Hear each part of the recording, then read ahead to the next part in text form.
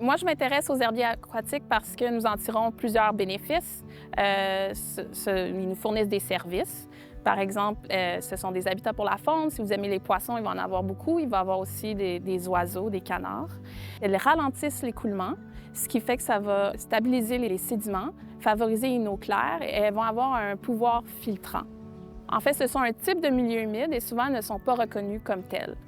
Donc moi, je m'intéresse à voir quels sont les impacts des activités humaines sur ces plantes-là et comment ceci va affecter les services dont on en tire.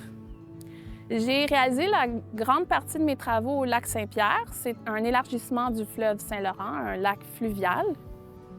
Cet herbier dans le lac Saint-Pierre était situé à la jonction des deux plus grandes rivières agricoles du Québec, la rivière Yamaska et la rivière Saint-François. Et le premier défi pour comprendre cet herbier-là, c'était de quantifier combien il y avait de plantes, parce qu'on se rappelle que ce sont des plantes qui sont sous l'eau. Et en fait, il n'existe pas une seule technique qui est idéale pour mesurer ces plantes-là. Donc, j'ai décidé de combiner plusieurs techniques ensemble pour, en fait, tirer parti de leur synergie.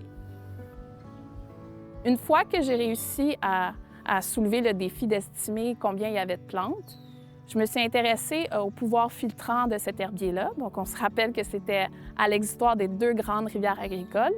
Et je me suis intéressée à comment l'herbier retient l'azote, qui est un polluant qui provient des terres agricoles, soit des engrais ou des déjections animales.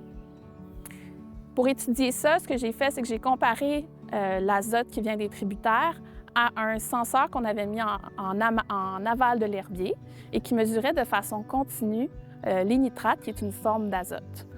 On a étudié avec ce budget comment les variations climatiques affectent la rétention de l'azote. Et ce qu'on a vu, c'est que le climat contrôle les niveaux d'eau, vont contrôler les apports en azote, la biomasse des plantes et la température. Et lorsqu'il y a beaucoup de plantes, en fait, ça va favoriser l'élimination permanente, la dénitrification. Et aussi, il y a une plus grande proportion de l'azote qui est pris. Et finalement, j'ai montré que cet herbier-là, dans le lac Saint-Pierre, fournit un grand service parce qu'on a estimé qu'en un été, en général, ça va retenir la quantité en azote générée par une grande ville d'environ 1,5 million d'habitants, donc de la taille environ de la ville de Québec. Ensuite, j'ai décidé de sortir du lac Saint-Pierre puis regarder comment les plantes aquatiques submergées ont changé dans les lacs à travers le monde dans les dernières décennies. Donc là, j'étais vraiment sur mon ordinateur puis je suis allée compiler tous les articles où il y avait des mesures récurrentes de plantes sur plus de 10 ans. Et j'ai regardé les tendances. Est-ce que les plantes augmentent, diminuent? Est-ce qu'elles sont stables? Et ce que j'ai trouvé, c'est que, à l'image des autres milieux humides, la plupart des herbiers aquatiques sont en déclin à cause de l'eutrophisation, c'est-à-dire l'augmentation des apports nutritifs, prolifération d'algues qui vont bloquer la lumière dont les plantes ont besoin. La bonne nouvelle, c'est que depuis les années 80, ça va un petit peu mieux. Il y a de plus en plus de lacs qui ont un regain des plantes, une augmentation à cause de la restauration active.